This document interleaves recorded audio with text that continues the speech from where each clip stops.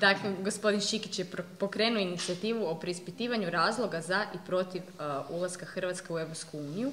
U priopćenju obavljenom u srpnju 2010. kaže: kršenje zakona uvijek i nužno počiniteljima donosi kaznene posljedice, no izbjegavanje javne rasprave o temi sudbonosnoj za budućnost Hrvatske odgovornost je koja ne može biti prepuštena volji privremene uprave ili uređivačkoj politici urednika HRT-a. Inzistiramo na pokretanju javne rasprave o korisnosti ili štetnosti pridruživanja Republike Hrvatske Europskoj uniji. Pozivamo sve društveno svjesne čimbenike, pojedince, udruge i sve druge subjekte da se pridruže našem pozivu za pokretanje rasprave. Pozivamo da odgovornim javnim djelovanjem potaknete medije i političke stranke da se odreknu moderiranja političkog prostora sa svrhom stvaranja slike da ulazak Hrvatske u EU nema alternativu. Ono što prema našem argumentiranom mišljenju nema alternativu je suverena Hrvatska. Evo ga, izvolite. Hvala. Hvala lijepo. I drago mi je da je citiran ovaj priopćenje i ovaj tekst iz 2010. godine, jer on zapravo dijelom ili možda u potpunosti prikazuje jednu dosljednost našega rada i jedan kontinuitet borbe da dođemo do mogućnosti govoriti o ovoj temi koja, eto, pokazuje se u potpunosti sudbonosna 3 godine poslije ili 2 godine poslije dana toga priopćenja. Izlazili smo na referendum i, eto, kako je Katarina danas rekla, mi smo korak do ulaska bez obzira na činjenicu da stvarno nikada nismo uspjeli kroz medije, kroz one koji su zato plaćeni i zaduženi, objektivno progovoriti o toj temi. Puno više bih volio govoriti o kraju ovoga teksta, a to je suverenosti Hrvatske. I ovaj današnji, ovo malo što ću govoriti, ću zapravo završiti na taj način. Od mene kao čovjeka koji je u protekle 3 godine posvetio javnoj raspravi i analizi što je Europska unija, se danas na početku ove kampanje koja je zapravo krenula očekuje da sa svoje pozicije i službeno sa pozicije udruge i stranke progovorim o tome zašto mislim da bi trebalo ili ne bi trebalo biti sastavnim dijelom parlamenta i te borbe za Hrvatsku i iz Brisela. Stvarno nisam na listi, stvarno mislim da se bitka i borba i bitka za Hrvatsku bije u Hrvatskoj i stvarno mislim i vjerujem da ćemo ju u konačnici izboriti i pobijediti. Da, mislim da nas treba biti u Briselu i tu ću negdje završiti ovo što sam danas htio govoriti. Volio bih govoriti o Hrvatskoj, ali je tema Europska unija i parlament. Krenut ću i tako nekako naslovljeno u ovom mojem dijelu izlaganja da ću govoriti o ulozi Europske komisije. Govorit ću o ulozi Europske komisije zato što smatram, ili bolje rečeno znam, kako je priča o demokraciji i demokratičnosti Europske unije priča bez pokrića i jedna velika obmana. Europska komisija se u ovom svijetu ili kroz medije predstavlja kao vlada Europske unije.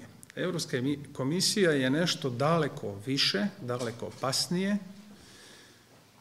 i nešto teško. Možda je najbolja riječ daleko opasnije, tako sam trebao i završiti. Evo, pročitat ću kako se uloga Europske komisije formalno opisuje. Europska komisija je konstituirana kao neovisno tijelo nadnacionalnog karaktera koje djeluje neovisno od volja država članica. To nije vlada. Ona ne zastupa ni ljude u parlamentu, niti ne zastupa vlade, nego djeluje neovisno. Kako se Europska komisija izabire? I kasnije ćemo malo ću govoriti i koja je njezina uloga, pa ćemo onda govoriti i koja će biti vaša uloga u kontroli Europske komisije onoga dana kada, vjerujem, neko od vas, neko iz Hrvatske sigurno, a vjerujem neko od vas, zasjedne u te, kako oni vole reći, fotelje, nikakve fotelje, na mjesta sa kojima bi trebali kontrolirati što radi Europska komisija ili takozvana vlada koja to nije. Europska komisija se izabire na način da se prvo izabere predsjednik Europske komisije. On se njega izabire Europsko vijeće, to su zapravo predstavnici vlada u jednom tijelu koje se naziva Europsko vijeće, izabire se predsjednik Europske komisije na način da se konsenzusom odabere čovjek koji će dalje predlagati sljedeći korak. Znači, izabire se najpodobniji među podobnima. Taj čovjek u sljedećem koraku, opet u dogovoru, konsenzusom bira predstavnike koji će sudjelovati u radu Europske komisije. Izabire se doslovce podoban koji će odgovarati svima i nemojte zaboraviti da je jedan od uvjeta i da je definicija da je rad Europske komisije nadnacionalan i jedna od kategorija koju trebaju zadovoljiti ljudi koji će raditi u Europskoj komisiji, da će raditi u potpunosti bez utjecaja i ne pod utjecajem vlada, parlamenta i ikakvog utjecaja izvan rada Europske komisije. To je realnost, tako je to propisano i tako se to izabire. Zaboravio sam zapravo reći, kada se izabere predsjednik Europske komisije, onda se on dovodi, njega se potvrđuje na razini Europskog parlamenta, kasnije ćemo razgovarati kako Europski parlament funkcionira, naravno preglasavanjem, i kada se takav jedan čovjek na razini vlada izabere, vrlo je mala mogućnost, s obzirom da te vlade imaju utjecaja na svoje predstavnike, da čovjek neće biti potvrđen. On kasnije izabire svoje suradnike, odnosno Europsku komisiju, i Europska komisija se u paketu stavlja na glasovanje u Europski parlament. Govorit ću o tome kako kasnije radi Europski parlament. Parlament raspravlja i parlament prihvaća ili ne čitavu Europsku komisiju u paketu. Poslije toga trenutka Europski parlament nema nikakve ingerencije raspravljati o radu nekog pojedinog predstavnika, nego ima jedino mogućnost razriješiti čitavu Europsku komisiju. To se dakako nikada nije dogodilo i to je poslije toga prvoga trenutka jedina ingerencija koju Europski parlament ima nad Europskom komisijom. Druga, ili sad ću ju istaknuti, kasnije tu sam se ih napisao 5-6 osnovnih zadaća Europske komisije, onoga što zapravo nije vlada. Jedan od važnih zadataka koji ima Europska komisija je donošenje, odnosno predlaganje, kriva riječ donošenje, predlaganje svih zakona i svih akata koje donosi Europski parlament. Te dokumente ne predlažu zastupnici, oni o tome što Europska komisija predloži, oni o tome raspravljaju, oni o tome u konačnici to izglasavaju ili odbijaju. Izuzetno je rijetko da se nešto što dolazi pred Europski parlament odbija. Nešto malo smo gledali rasprave, uglavnom smo mi ljudi koji smo skeptični prema onom što se događa u Europskom parlamentu, slušali rasprave Faragea koji nešto se buni, ali to su rasprave koje traju 2 minute. Mi smo ih gledali puno puta na našim videima, ali to su rasprave koje traju 1,5 minutu ili 2, poslije kojih je čovjek bio preglasan. I ono što je tamo bilo predloženo, to je kasnije doneseno. Poslije toga su se, kao što se i nama ismijavaju, ili još gore nego što se nama ismijavaju ove takozvane političke elite kada izglasavaju odluke za koje smo svjesni da su nakaradne, još se više ismijavaju ljudima koji raspravljaju o tim prijedlozima. Dakle, to što donosi Europska komisija prolazi. Postoji još tragičniji dio toga rada Europske komisije. Iza Europske komisije stoje uredi i tisuće birokrata koji zapravo predlažu i donose te akte i donose Europskoj komisiji da bi ih ona u sljedećem koraku odnijela u Europski parlament. Stvarno se ne zna, a ja ću vam na kraju ovoga pročitati jedan dopisčić koji sam dobio 2010. godine o tome kako se izabiru. Stvarno se ne zna tko, po kojem ključu i kako te ljude, te tisuće ljudi što radi u hodnicima izabire. I stvarno se ne zna tko pokreće te zakone, ko ih predlaže, ko ih takve kakvi dolaze kasnije u Europski parlament kreira i zašto su baš takvi. Činjenica je da to tehnički izlazi kroz neke odbore, kroz neke hodnike, iz tih hodnika dolazi pred Europsku komisiju, Europska komisija ih, podobna grupa ljudi, prihvaća i donosi u Europski parlament. Da ne bi još slučajno pomislili da postoji ma stvarno ikakva i mala razina mogućnosti da Europski parlament na to utječe, nije to javna tajna, to je činjenica koju niko ne krije, da se u okolici parlamenta nalaze registrirani lobistički uredi kojima je zadatak komunicirati sa ljudima u parlamentu da ih uvjere u ispravnost nekih odluka za koje se oni zalažu. Dakle, to je legitiman način rada. Pritiskati, utjecati, objasniti da se neka odluka treba podržati. Tako funkcionira Europski parlament i to što radi Europski parlament je jedna razina rasprave. Na kraju ću malo govoriti o mojem viđenju zašto tamo treba biti, ali nemojmo se zanositi, moramo biti svjesni u čijim je rukama Europska komisija, čije interese zastupa i da ti interesi nemaju veze sa zemljama otkuda su ti ljudi izabrani, da jedna mala Hrvatska nema nikakav, ne gotovo nikakav, nego nikakav utjecaj na zakone koji se predlažu i još manji na ono što će tamo biti izglasano. Još sam želio tih 5, 6, koliko sam ih izdvojio, točaka ovlasti i zadataka Europske komisije izdvojiti, pa da vidite koliko je važna uloga dana ili sudbonosna uloga toj birokratskoj grupi. Evo, spomenuto predlaganje zakona i akata, što mislim da je svakom ovdje prisutno vrlo jasno koliko je to opasno. Sljedeća zadaća je predlaganje i provođenje i razvijanje politike Europske unije. Dakle, jedno birokratsko nadnacionalno tijelo je kreator politike prostora toliko moćnog, toliko važnog u konačnici i našega budućega života. Nadnacionalno tijelo, izabrano na ovakav nakaradni način, će predlagati politiku, kreirati, predlagati, u konačnici provoditi politiku. Kako je Katarina rekla, da, to nam je sudbina. Zato što su nas ovi manipulacijom doveli u tu situaciju. Teško možemo se danas iz toga izmaknuti, ali možemo puno raditi da to mijenjamo. Sljedeća uloga je uloga čuvara pravnoga okvira. Taj dio je najbliži ulozi izvršne vlasti. Čuvara pravnoga okvira koji zapravo nalaže da Europska komisija vrši monitoring provedbe akata koji su doneseni u Europskom parlamentu. Sjetite se u praktičnom smislu kako je to izgledalo. Europska komisija provodi, ucjenjuje, pregovara i već se je u predpristupnom procesu nametnula iznad Ustava, dovela po onom zakonu važećem do 2013. godine sve takozvane političke elite da čine veleizdaju. Oni su se danas novim zakonom amnestirali. Do 1. siječnja 2013. godine veleizdajom se smatralo svako dovođenje zemlje u podređenost prema nekoj drugoj državi.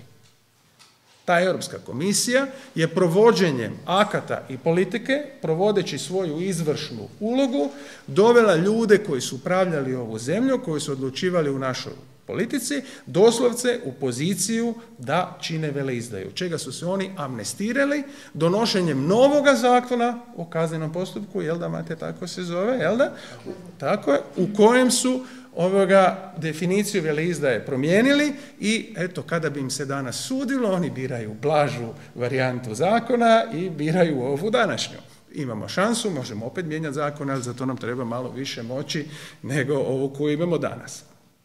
Četvrta uloga je uloga pregovarača i predstavnika u vanjskim te medijatora u internim međunarodnim odnosima zemalja Europske unije. Znači, tu je Europska komisija se pojavljuje kao sudac u međudržavnim sporovima. Sjetite se kako se bira, koja joj je uloga i u slučaju ili u trenutku ulaska u Europsku uniju ona se stvarno postavlja na mjesto koje odlučuje o međudržavnim sporovima. Ne zaboravite, brišu se granice, neutraliziraju se vojske, sigurnost se polako transferira prema Briselu I u tom trenutku Europska unija, u onome trenutku kada i Srbija uđe u Europsku uniju, odlučuje di su granice, odlučuje koje su ingerencije, koje mjesne zajednice, koje općine i kako se formiraju neke nove nekakve regionalne skupštine. Ajde da odem na jednu temu, malu digresiju da napravim i sa onih dosadašnjih tribina. To je, kada sam govorio, pa to je realna mogućnost da se u trenutku ulaska Srbije i Bosne i Hercegovine formira opet zajednica teritorija današnje još uvijek postojeće Republike Srpske, bivše SAO Krajine, kako su se zvali, i da se to poveže sa Srbijom. I da ljudi dođu na ono za što su trebali krvavo ratovati. I rat koji su izgubili, koji smo pobjedili. Da se cijela priča vrati natrag, ali to će biti u ingerenciji ne Hrvatskog sabora, ne vas i nas, nego u ingerenciji Europske komisije, ne parlamenta. Odnosno, naravno, bit će parlamenta ako to odbija, ali parlament takve stvari ne odbija. I četvrta uloga, uloga promotora općih društvenih interesa na području Unije. Svaka osoba koja u sebi ima razvijen osjećaj za demokraciju i demokratičnost, shvatit će da jedna takva komisija birokratska ne može odlučivati što su društveni interesi na području Unije. To je potpuno ismijavanje ne samo suverenosti, to je vrlo jasno, ne samo nacije i nacionalnosti i našega, onoga što nas čini, to je ismijavanje demokracije. Oni će nama kreirati, vjerojatno će i Katarina malo više govoriti o obiteljskom životu i odnosu Europske unije, da tu ne ulazim, ali to je kompletno u ingerenciji Europske komisije, ne parlamenta. Dakle, da ne odem preduboko, stavio sam si, više volim skratiti nego otići u preveliku širinu, stavio sam si nekoliko tema kojima sam htio ovo ili mogu dokazati ili pokazati na opasnosti. Primjer je, samo ću vam reći primjere, pa sami si vrlo vjerojatno taj dio možete jer ste svi involvirani u aktualna politička događanja. Izglasavanje njemačkog parlamenta koji je izglasao zakon kojim voda nije temeljno ljudsko pravo. To je prvi korak prema izglasavanju takve odluke na razini Europskog parlamenta, što će realno predložiti Europska komisija. Ako je to u njemačkom parlamentu prošlo, nemojte sumnjati da Hrvatska nema nikakav utjecaj u Europskoj komisiji, kao što nema nikakav utjecaj da odbije ovaj takozvani zakon o strateškim ulaganjima, koji je zapravo priprema za davanje vode u privatne ruke, davanje koncesije, oduzimanje temeljnog ljudskog prava na vodu. Da li je uopće potrebno govoriti o obmani duga i banaka koje provode doktrinu zaduživanja, dizanja poreza, ne bi li se zaduživanja vratila i dovođenja nas u stvarno faktične robovlasničke, odnosno robovske odnose prema bankama. Dakle, to imamo sada primjer Cipra, uvođenje poreza na štednju, nemogućnost ikakve uvođenja poreza na dobiti banaka. O tome nema ni govora u nijednoj zemlji. Ako nekome padne na pamet u roku dan i pol se ta ideja istoga trena stiša i nestane, jer je jasno ko vuče konce. Ne samo oni lobistički uredi, postoje neke dogme, neki prostor koji Europski parlament i Europska komisija ne dira. Banke su jedna od njih. Postoje prevare o obećanim radnim mjestima, postoje prevara o obračunu sa korupcijom. To je svaka od tih tema bi mogla biti jedna tema jedne rasprave i jedne tribine da bismo to dokazali. Prostor Europske unije nije prostor koji se obračunava sa korupcijom, to je prostor koji je, evo, zemlje danas Europske unije, Rumunjsku, Bugarsku, a i Hrvatsku, koristio kao prostor faktično za pranje novaca. I Bugarska i Rumunjska se ni dan danas nisu obračunale sa korupcijom, jer ti ljudi koji su izvozili, kao što su u konačnici izvozili u Hrvatsku, nisu spremni obračunati se sami sa sobom. Zašto tvrdim da su uvezli u Hrvatsku? Pa zato što su sve ili najveće koruptivne afere u Hrvatskoj povezane sa ili kompanijama ili bankama sa prostora Europske unije. naravno da oni pokušavaju u sljedećem koraku, kao što su uvijek i činili, to su napravili u Sloveniji, u Rumunjskoj, u Bugarskoj, zaštititi ljude koji su to radili u njihovom interesu ili provesti neku svoju europsku inačicu koje jamio je. Faktično nagraditi one ljude koji su korupciju proveli preko naših leđa. Otvorit ću još jednu temu, to su priča o obećanim radnim mjestima, zemlji u kojoj će Hrvati odlaziti raditi. To se prodavala priča kao tema zašto bi mi trebali ući u Europsku uniju, a nikada niko nije dao prostora da se izgovori jedna osnovna rečenica. Da se u zemljama Europske unije, pa tako i u Hrvatskoj kad bi uvezli Rumunje ovdje u Hrvatskoj, radnik može plaćati u istom iznosu koliko bi bio plaćen u zemlji iz koje dolazi. To je tako, to je zakon, to se može provesti. Znači ta zemlja, ta država koja uvozi radnu snagu iz zemalja unutar Europske unije može pokriti troškove rada, troškove života, jer čovjek ne može živjeti ako radi u nekoj drugoj zemlji, ako je skuplji život, i platiti ga onoliko koliko bi bio plaćen u zemlji iz koje dolazi. Da odem korak dalje, burza je u Hrvatskoj puna ljudi koji imaju neka prava i moraju od nečega živjeti. Spomenuo sam što moraju ljudima da bi mogli raditi, osigurati stan i hranu. Koji je sljedeći korak? Da se u posebnim zonama, neatraktivnima, naprave posebne tvornice u kojima se osiguraju posebni smještaj i posebna prehrana u koje se dovoze ljudi koji će raditi za novac koliko bi dobili u svojim zemljama. Kako će ih ili nas nagovori da dođemo u te radne logore? Jednostavno, ukidanjem prava u zemlji u kojoj imaju.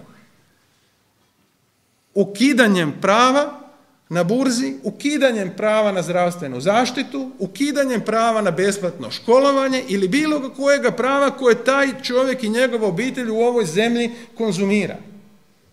Mi koji ćemo ovdje raditi, dužni smo osigurati školovanje djeci jer smo dužni osigurati, a onaj koji nema posla danas sutra može biti izvezen u bilo koju zemlju Europske unije i plaćen koliko bi bio plaćen u Hrvatskoj. Koliko je danas plaćen čovjek u Hrvatskoj, znamo dobro i koji su to omjeri od onoga što nama obećaju da ćemo dobiti radna mjesta u zemljama Europske unije. Da, dobit ćemo. Koja? To nisu rekli. Ja ne kažem da oni to spremaju sutra. A vratite se sada na priču banaka, onu rečenicu, grubu rečenicu ropstva i preslikajte ovu vrlo, vrlo realnu perspektivu. Da ne bi završio ružno, a ovo o čemu sam govorio je zaista ružno i to je realnost, ali počeo sam od suverenosti i suvereniteta. Nadovezat ću se. To sam rečenicu prvi puta čuo od ovdje prisutnog, kojega ću ja kasnije spomenuti, Srećka na jednoj tribini, kad su me grubo pitali što je to suverenost, i Srećko se je digao i vrlo grubo odgovorio: postoji suverenost i ono što imamo mi u sebi. To je osjećaj koji svaki čovjek nosi u sebi i dokle god mi nju nosimo u sebi, dok smo sigurni u sebi, u svoj put i znamo što radimo i kamo idemo, tada imamo šansu suprotstaviti se ovom zlu o kojem sam govorio. Ja mislim i siguran sam da se bitka za Hrvatsku bije u Hrvatskoj. Prvo u domovima, pa onda na tribinama, pa glasanjima, ako treba i na ulici. Sve je to demokracija. Sve su to forme koje demokracija pozna i sve su to forme i sve je to ono što mi moramo biti ako smo suvereni ljudi da bismo ovu Hrvatsku imali. Meni Brisel i taj parlament je vrlo sličan, jednako drag, ili bolje ću reći mrzak, kao skupština SFRJ. Ne bih želio tamo biti, ne bih doživio taj novac o kojem govore kao motiv da odem tamo i ne bih želio biti u vašoj koži onoga dana kada odete tamo. Ali vam želim da budete tamo. Želim da naši predstavnici u svakom tijelu koje postoji u Hrvatskoj. Od mjesne zajednice do, ajmo sada govoriti, do Ujedinjenih naroda, da preskočimo Brisel. Imaju dvije osnovne osobine, između kojih se nalaze dvije u koje se političari najviše vole zaklinjati i pozivati. A ove prve dve, odmah ćete prepoznati, ovi koji upravljaju ovom zemljom danas nemaju. Domoljublje i odgovornost. Između te dve riječi nalaze se i te dvije u koje se oni zaklinju. Poštenje i znanje. Poštenje i znanje su dvije kategorije koje podrazumijevaju da ako je neko odgovorno radi svoj posao, da ga radi pošteno, pa to ga zakon na to obvezuje, a neće raditi svoj posao bez znanja ili uložit će ga onoliko koliko ima. Ja bih volio da ljudi koji zastupaju Hrvatsku u Europskom parlamentu imaju u sebi domoljublje, ma rekao sam i u mjesnoj zajednici, a posebno u ovakvom parlamentu, da se vaš glas čuje, da se ova poruka koju sam ja probao sada ovako skicirati kratko, da ima punu težinu. Ja iskreno ljudima koji imaju tu težinu osobno, a vjerujem poslije toga i udruga i stranka koje to ipak moramo staviti na jedno razmatranje, možemo dati podršku. Ovoga trena, to sam si odlučio da ću danas reći, jer mogu reći u svoje ime, postoje dvije grupe kojima mogu u tom smislu ja dati podršku, a kada ju zatražite, onda ćemo ju staviti na neku razinu odlučivanja. Nisam znao da će ovdje doći Srećko Sladoljev. Da, a tu si, pa pozvao sam te, nisam znao da ćeš doći. Provjerio sam kod Lidije Gajske, naše predstavnice, na jednoj listi koja je stranačka, ali u biti je lista autonomnih predstavnika koja se naziva lista zdravoga razuma. I to je jedna lista u kojoj vjerujem posebno, ne posebno, ali svakako doktorici Lidiji Gajski, našoj članici izvršnog odbora, i Srećku koji je prvi sjela Srećko na listi. I Srećku koji je prvi na listi, i listi stranke, obiteljske stranke, odnosno Katarina, tebi, vama kao nositeljici, iz razloga što smo dovoljno bliski svjetonazorski da bi mogao povjerovati da ćete, nikad ne volim govoriti apsolutno, izbjegavam te riječi, da ćete i moje, a onda kasnije i naše stavove prezentirati u parlamentu, dakle govorim i jednoj i drugoj grupi, i zato što vjerujem da ste iskreno domoljubni i odgovorni i da možete taj zadatak raditi. Ja sam vam danas htio, nešto danas sam donio, bio sam u uredu malo se pripremati, donio sam dvije stvari. Donio sam sa svoga zida, sa ureda, nešto što imam, nemojte misliti, imam još jedan. Imam u uredu na zidu, imam doma, u stanu, jedan ovakav križ. Mislio sam da će danas ovdje biti dosta poznati, Kaga i šale, volimo zvati Johnny Walker, čovjek koji je obilježio ulične demonstracije Dubravko Krešmarek. Donio mi je ovaj jedan križ i to mi je uspomena, stoji sve ove 2 godine na zidu u mojem uredu. Ja ću dvije simbolike ovoga križa opisati. U kršćansku zemlji koja je toliko kršćanska ne trebamo opisivati. To je osobina ovih grančica hrvatskih ovoga sjena i grančica hrvatskoga proizvoda i simbolika zajedništva i grančica koje su se okupile u križu. Ovo ću dati, Mate, tebi kao predsjedniku i volio bi da jedno vrijeme i dugo stoji kod vas na zidu. Mislim da je to jedna vrijedna stvar i to sam vama sada ovdje svima još nešto odnašao tamo. Mi smo kao udruga, dakle to nema veze sa udrugom i kampanjom jer ju i ne radimo, poznati u našem otvaranju javne rasprave. Javnu raspravu smo teško otvarali zato što smo bili ignorirani. Kada smo to radili, mogli smo komunicirati kroz tribine i kroz nešto malo komunikacija letaka kojima smo dijelili. Donio sam vam jedan kompletić letaka, možda će se u ovoj grupi najviše svidjeti ovaj prvi s kojim smo krenuli sa ovim trnjem i rekli su da je čak i previše krvav, zato što tu i krv se cijedi dole, ali neka je. I to je naš put. To je naš put koji idemo.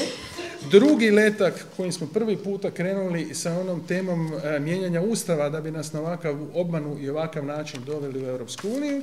I na kraju, ovo je predizborni letak u kojem smo išli na izbore i u njemu vam se nalazi na kraju nešto što ja još uvijek duboko vjerujem i jedan tekst koji mislim da bi trebali svi prvo sami sa sobom usvojiti i potpisati, kasnije ga se držati, a imate prije samoga, ove danas tribine smo to spomenuli. Evo, vrlo kratko, tu ću i završiti, to ću vam reći što piše. Na kraju smo stavili tekst koji se zove Ugovor s narodom. Svojim znanjem i ljubavlju stojimo uz Hrvatsku i sa hrvatskim narodom sklapamo ugovor kojim jamčimo da ćemo spriječiti ulazak Republike Hrvatske u Europsku uniju i štetne balkanske saveze, zaštititi prava hrvatskih državljana i graditi suverenu Hrvatsku, zemlju blagostanja, pravednosti i življenja dostojnog čovjeku, čuvati i razumno koristiti prirodna bogatstva i njihovu pravednu raspodjelu i zastupati hrvatski narod s punom individualnom odgovornošću. Na to se obvezujemo prema svim našim biračima, a ugovor je trajan i ne podliježe promjenama. To smo potpisali i to je nešto iza čega ja stojim i vjerujem da je to nešto što svaki čovjek koji se želi baviti politikom mora imati u svojoj glavi i tako funkcionirati, odnosno onaj čovjek iza kojega ja budem stao. To ste vi. Danas sam napravio, baš mi je to nekako došlo jer mi na stolu to stoji, napravio sam 2 kompleta, samo malo, jedan sam ću dati Katarini u ime stranke, jedan komplet i jedan Mate tebi. I još sam nešto napravio, s obzirom da si ih imam, ali ne puno, 25 takvih sam donio vama, jer to je nešto što je meni srcu drago i vjerujem da smo korak do ulaska u Europsku uniju, da će na neki način ostati zabilježen taj rad. Hvala vam lijepo.